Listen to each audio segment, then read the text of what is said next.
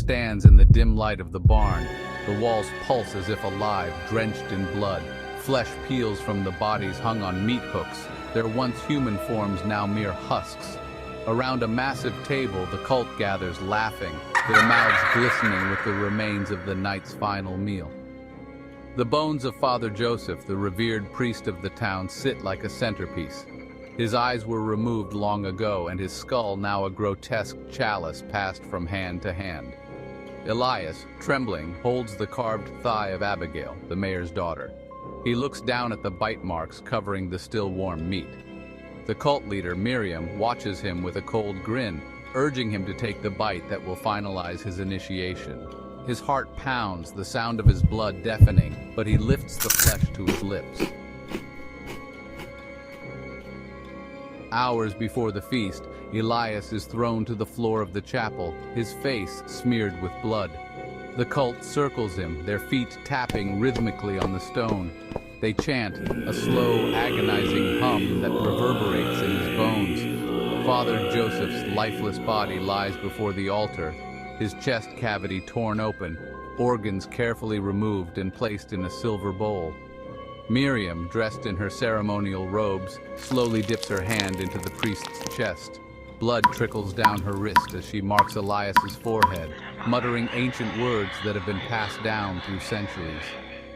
This baptism was the final step before the feast, where he would become part of the old ways, where flesh is not just consumed, but worshipped.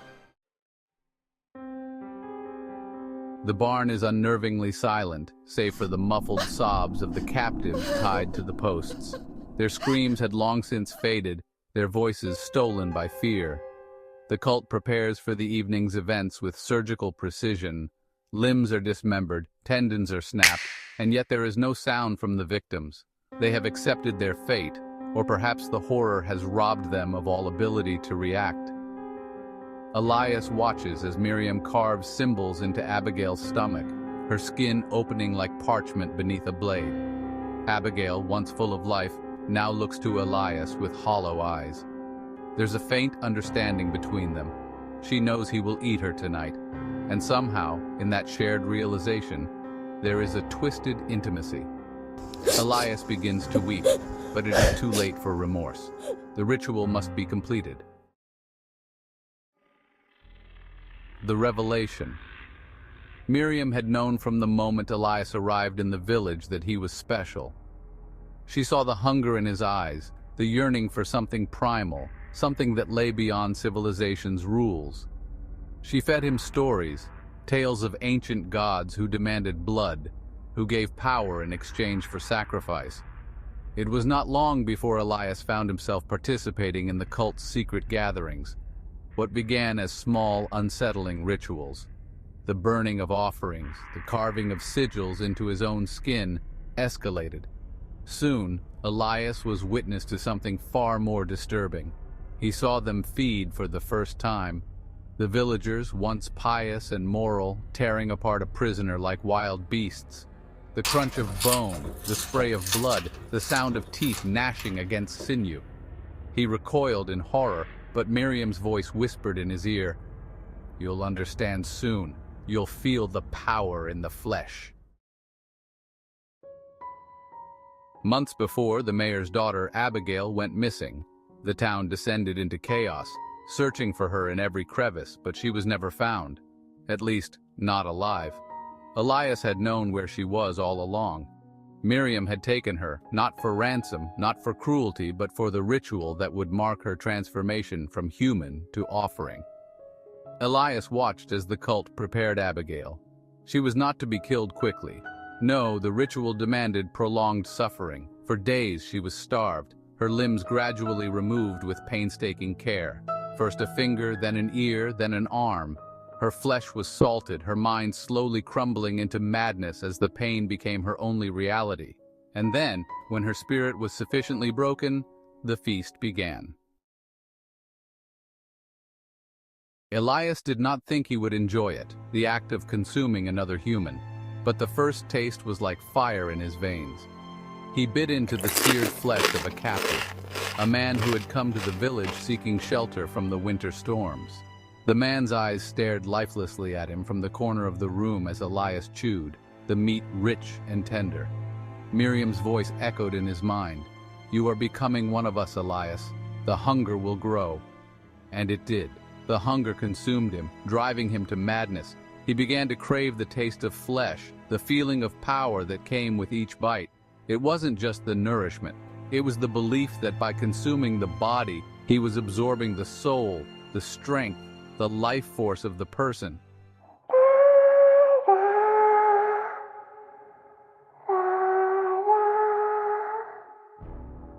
Elias stands before the village, covered in blood, holding the final piece of Abigail's flesh.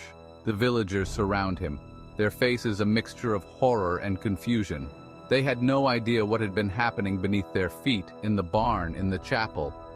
The cult had been a secret for centuries, its rituals passed down from generation to generation, hidden beneath the guise of religion.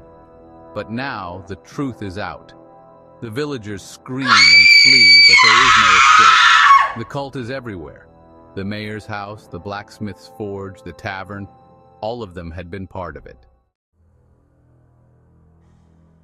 And now, with the final sacrifice made, the ritual is complete.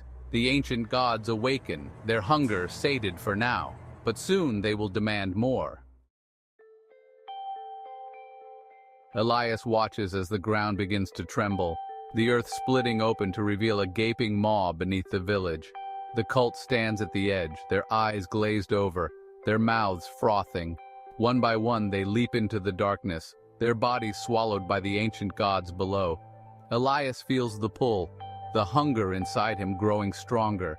He takes one final look at the village before stepping forward, into the abyss. The diary in his hand falls to the ground, blood-soaked and unread. Epilogue. Miriam's diary, entry 57, the ritual is complete. Elias was the final piece. I knew he would succumb, but I didn't expect him to enjoy it so much. He was more than a participant. He was the chosen one, the one who would bring about the end. Entry 58. The village is gone now, devoured as was foretold. The gods are pleased. The hunger will return, but not for many years. For now, we rest. But when the time comes again, we will be ready. Entry 59. I see Elias in my dreams. He is with them now, with the gods, he is one of them, and soon I will join him. The village of Cold Hollow was never found again. The land swallowed it whole, leaving nothing but whispers in the wind of a place where gods once feasted on flesh. The awakening. The silence after the ritual is deafening. Miriam's diary sits in the middle of the abandoned barn, the air thick with decay. Suddenly the earth begins to rumble once more. The gods, thought to have returned to their slumber, are stirring. From beneath the ground a low growl echoes, but it's not the gods. It's something far worse, something older. In the shadows, a figure emerges. Abigail. Her skin is reformed, her eyes glowing with a fiery intensity. She walks with unnatural grace, her body no longer human. Her lips curl into a smile as she retrieves the blood-soaked diary from the floor. With a voice that is no longer her own, she speaks. Elias thought he was the chosen one, but they chose me. The diary bursts into flames in her hand, the pages disintegrating into ash. As the ground splits open beneath her, Abigail is lifted by unseen forces. She is no longer the victim, no longer the sacrifice. She is the vessel.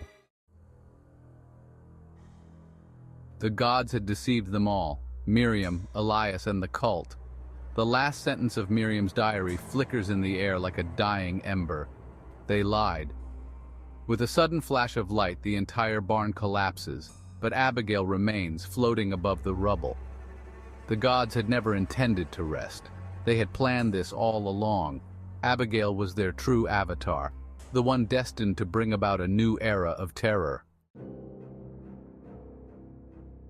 But just as she ascends, a voice calls out from the abyss below, a voice familiar yet terrifying.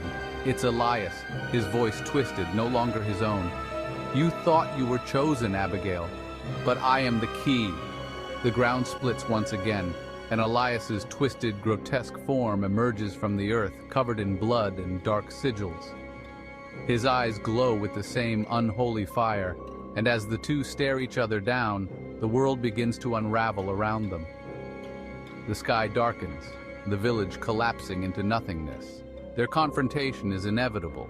One will consume the other, and whoever remains will unleash a terror that humanity has never known. And then, silence.